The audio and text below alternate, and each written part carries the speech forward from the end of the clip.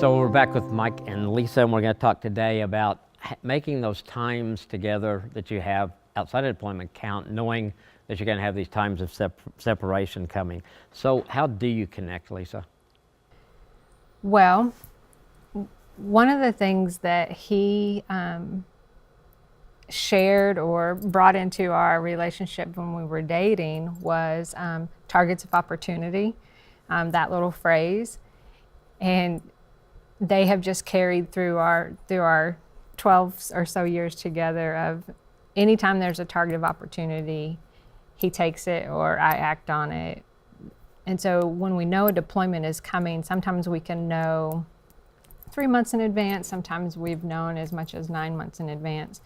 And we do start to shift our focus, our intention on our calendar of looking for targets of opportunity, of things to ensure that we celebrate, things that we want to do. There may be a little bit more caution to the wind, I guess, on a weekend if we want to just go and enjoy food or whatever.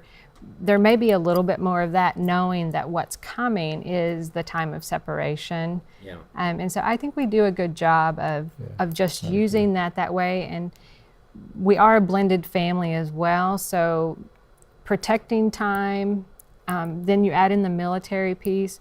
I think we've gotten good at protecting the calendar and knowing this is our time as a family, this is our time as a married couple. And I think that's important to do, whatever the structure of the family looks like. Just like many couples are really great at honoring that date night and keeping that on the calendar.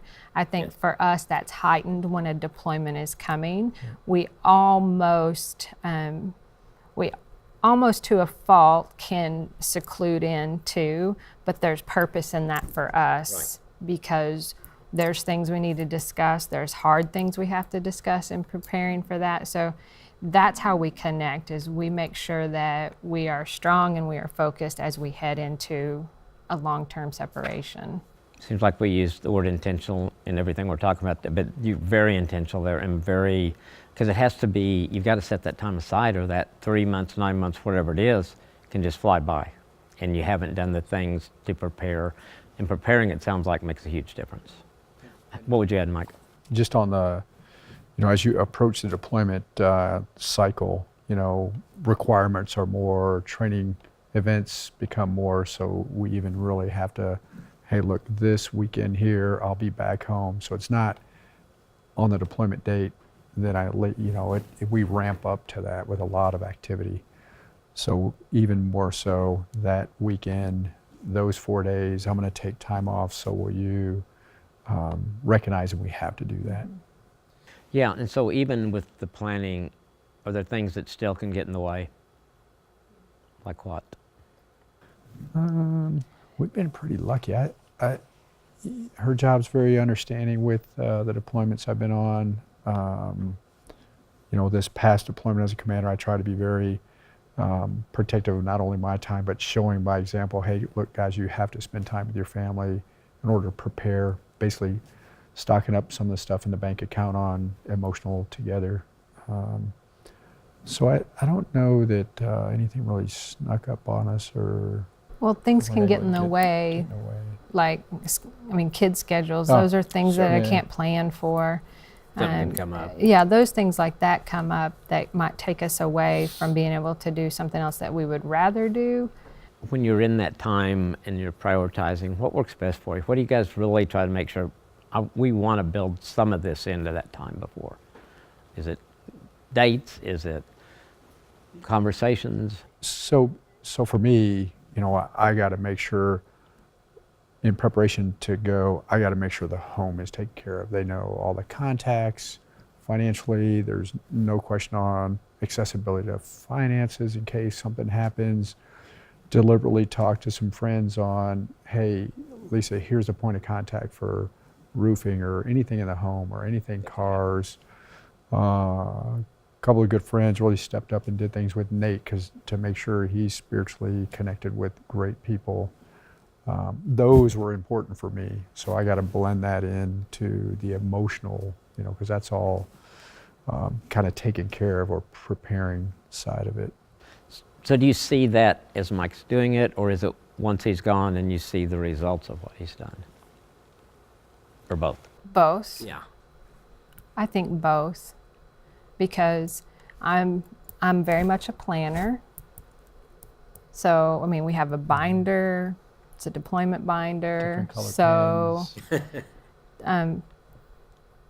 There's a list in there of who I'm going to call for the roof. There's in the family calendar, the alert goes off to change the air filters. There's things that make total sense to me, but I also know that he has prepared us well to be able to take care of those things. So it's both, I think. I see it happening and I'm a part of the process, but I also feel the weight when he's gone.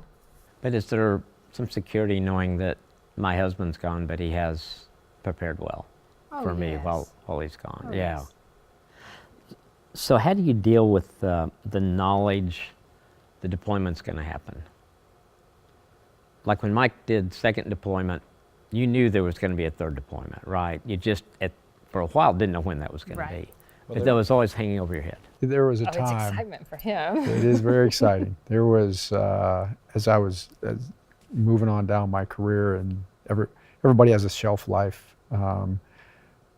I told her about a year before the deployment, like, man, I just want to get one more deployment, love to go back to Afghanistan. And about 6 months out, she said, before I knew, I think you're going to deploy again. And then my boss called me in and said, we've received our notification and 180th Cav is deploying to Afghanistan and you'll take them over. So there's excitement for me. I mean, for me, it's an adventure. It's continuous to support of what I truly believe in, the nation. And for her, it's, the lens is a Mix little of bit different. emotions. Yeah. It's part of being a wife of Right. a military person. Right, because I support and I honor and I'm so proud of who he is and what he does, and there's that side of it, but there's also a sense of honor that I take on too, that I get to sit in that seat and that I get to be a part of it with him.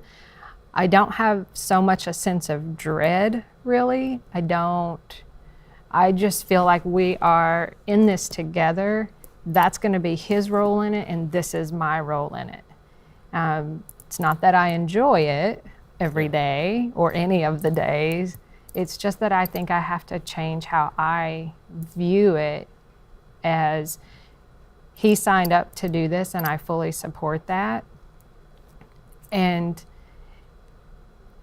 I'm not going to worry about him and his worry. I'm going to do my part here, and I'm going to be praying for him to come home quickly and safely, as with all the others that he is with. And so for me, it's I don't ever look at it as a sense of dread. I look at it as more of a sense of it's our duty. I think one of the things I've loved about you is I've heard you talk about things like that over the years, is that you not only have accepted the role of being a military wife, but you've really embraced it. And that's pretty cool. I can say for me, I don't think I could have a more supportive family, you know, and you've talked to Lisa throughout the years, and the support that she gives, I don't worry about that. I don't worry about that. My daughter Corey, I've never had a worry that she didn't support it, or that she was it was a burden to her that I was in. And Nate, both of them very patriotic and love what the military does, and Nate loves it too, and didn't really, I knew he'd be okay. He wouldn't go off the rails while I was gone. So I think it's very important for me to be successful. I couldn't do or be as focused as I need to be without, Lisa, Nate, and Corey, and the support that they gave me over there. Just not having to worry about what was going on back here. It's essential. Okay, thanks.